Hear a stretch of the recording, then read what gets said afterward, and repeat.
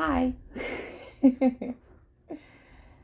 So I wanted to get on here and to talk to everybody who accesses my page really quickly.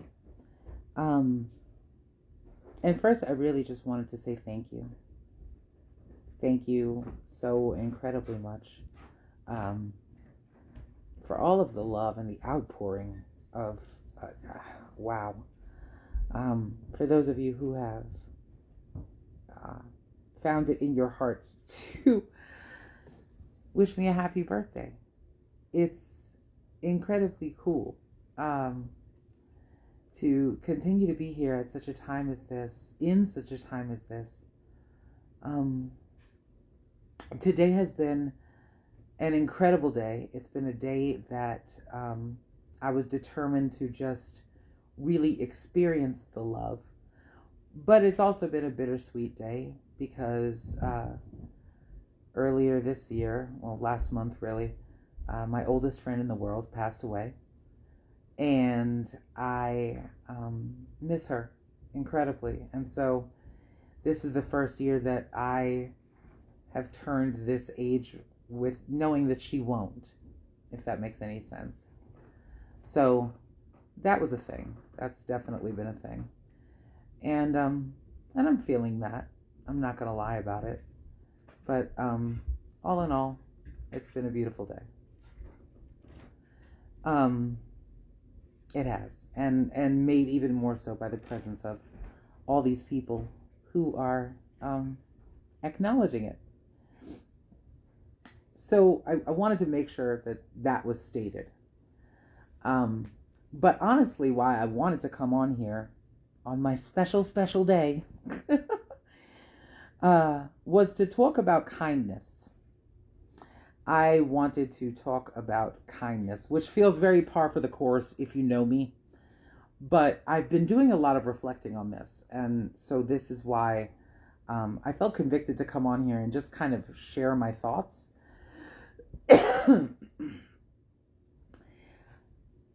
I am someone, and I don't say this with a whole bunch of ego, it's just we all have our thing and this is mine, right? I'm someone whom the term kindness gets tossed around a lot in connection with. People tend to experience me as a kind person. Um, and I'm grateful for that. It's certainly a byproduct of my upbringing. You know, I have a mother who really instilled the importance of exuding kindness throughout your life and in your day to day. And I can't sit here and say it hasn't worked in my favor, because it has. Kindness for me has opened a lot of doors and granted me access to places that I probably couldn't otherwise go. But as I've gotten older and have experienced the world, you know, on a deeper level, um, I've started kind of reevaluating my relationship with kindness. Thank you. Thank you so much. Um, in terms of, I believe, especially as people of color, there's an expectation of performativity when it comes to kindness. Kindness is a tool that we use in order to seem less threatening or to, just appease the masses. And I have a problem with that. I have a problem with kindness being the default to make ourselves more palatable to other people. And I remember when I first came into the ballroom scene, back when dinosaurs roamed the earth, I came into it as a teenager. You know, I didn't know nothing about nothing. I was probably 6 months into my transition when I started in ballroom. And I came sort of under the impression that if I showed up as a kind person, then kindness would be returned to me. I quickly found out that that was not always the case. I found out that there are those who just don't feel the same compulsion to perform that act as I did. And that's okay. That's an option. So I say all of this to say that I'm not the proponent of just arbitrary kindness that I once was. I mean, it makes for a great hashtag. It makes for a cute t-shirt, random acts of kindness. What I do believe is important, what I do believe is vital in this world is civility. I believe in being civil. I believe in being civil, and I define that as just the simple acknowledgement of another person's humanity.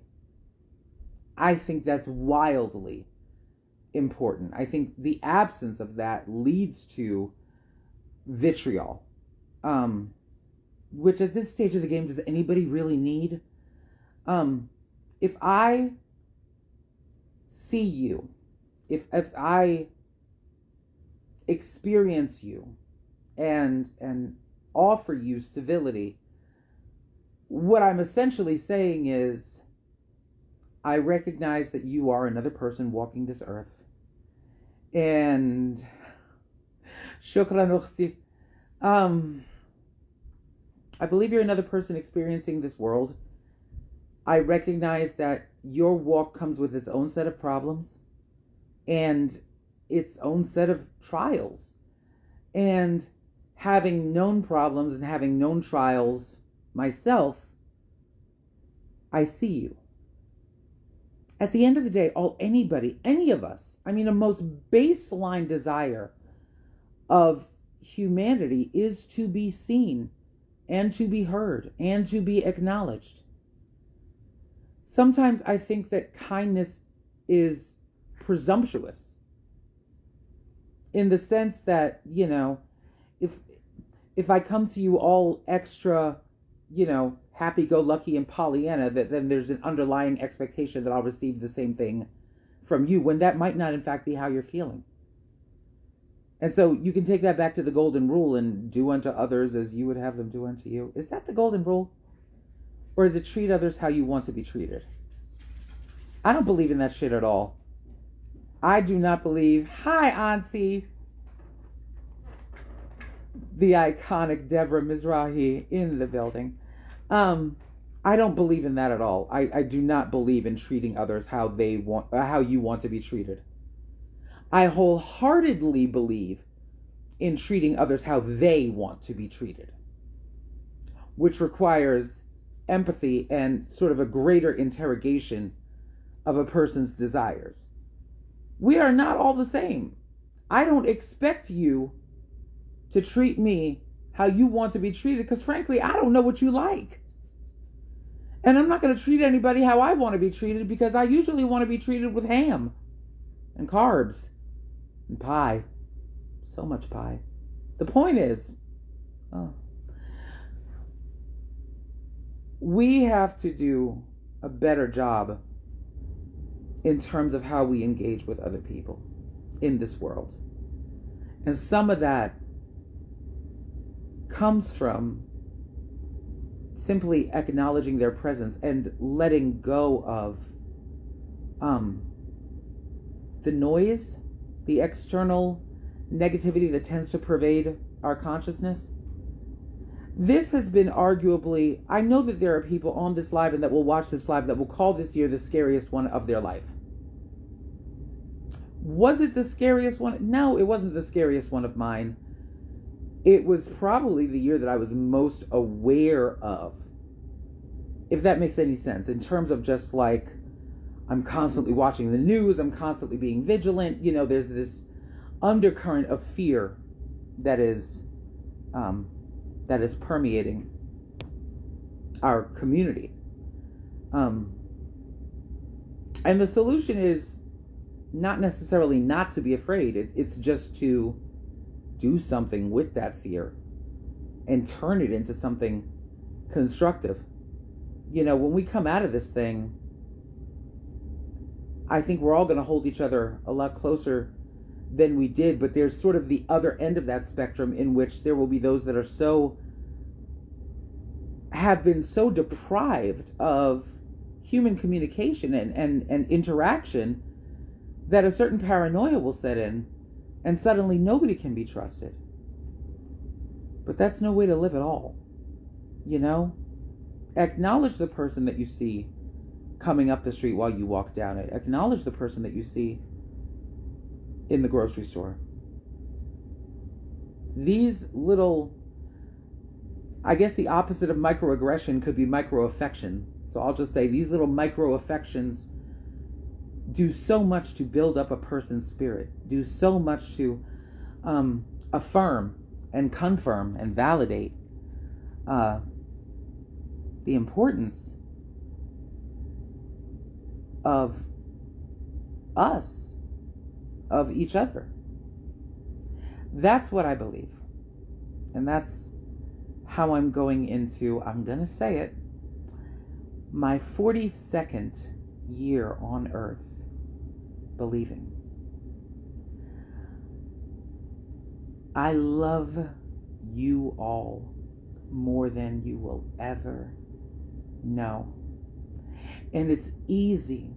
I say this to people on an individual level, but I'm going to say it as a collective. You know, people are not difficult to love.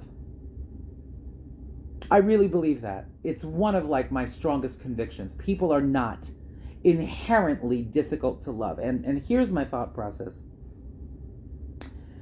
If the absence of darkness is light, if the opposing end of the spectrum of man is woman, you know, if the opposite of stop is go, then it stands to reason to me that the opposite,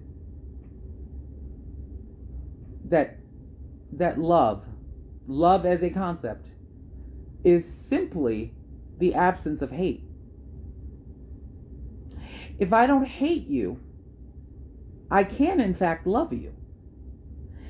And that doesn't, you know, we talk about love and it's like a parental thing, a familial thing, or just showering you with all the romantic affection in the world.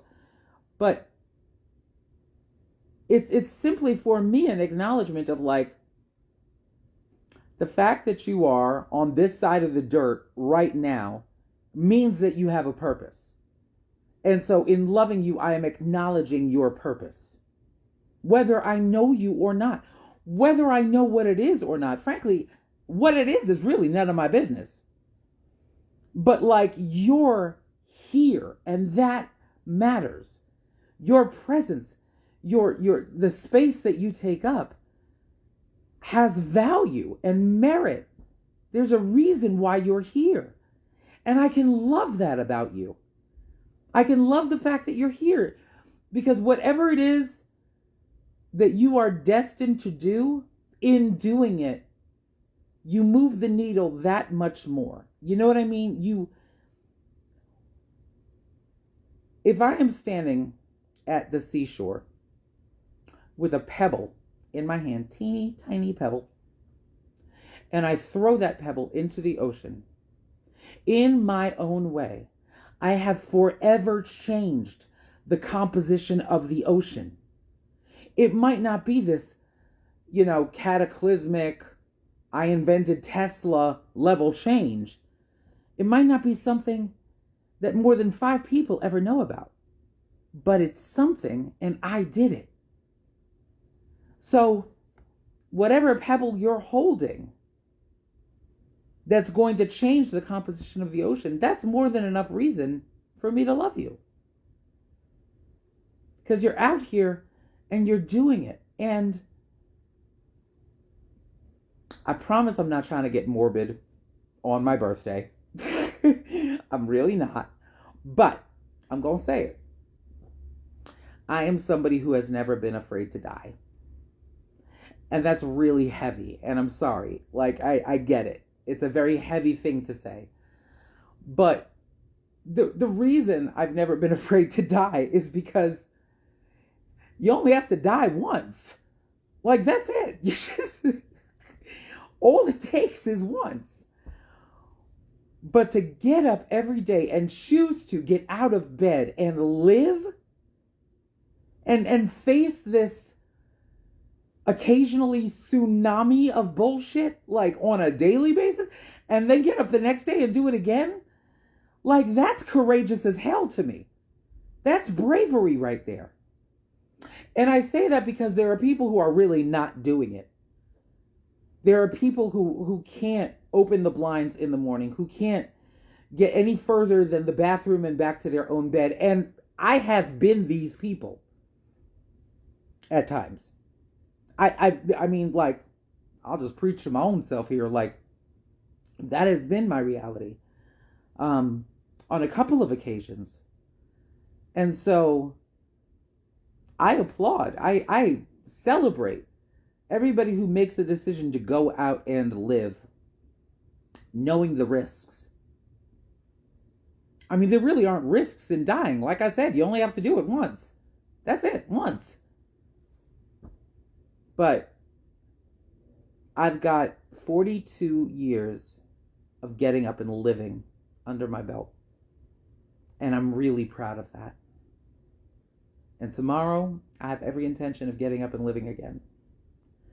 So, without keeping y'all too long and waxing poetic ad nauseum, I love you and I appreciate you. And I thank God that I'm still here to talk my stuff on a Facebook Live.